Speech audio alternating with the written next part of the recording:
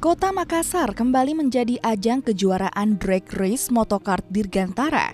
Kejuaraan drag race yang ketiga kalinya ini bakal diikuti 500 pebalap nasional baik dari dalam dan luar kota Makassar. Tahun ini panitia menyiapkan 5 kelas yakni kelas bracket time, kelas supporting, kelas modified stock, kelas pro modified, dan kelas spesial. Selain 5 kelas tersebut, balapan yang digelar di sirkuit Lanut Sultan Hasanuddin ini akan menambah satu kelas, yakni kelas Legend Reunion Class Bracket 10. Drag race ini juga mempertandingkan kalangan usia muda.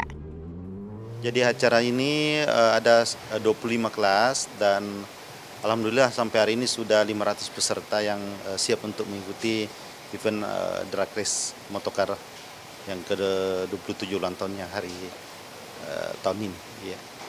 Ya insya Allah dari pihak IMI tadi sudah mengatakan bahwa akan diakomodir untuk ya bisa bertanding di atas kelas kejuprop, ya kejurnas lah, kita usahakan tahun depan mereka bisa ikut berpartisipasi.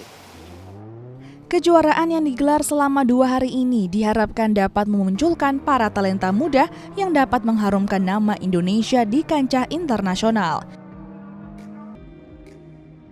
Rama Pratama, Kompas TV, Makassar.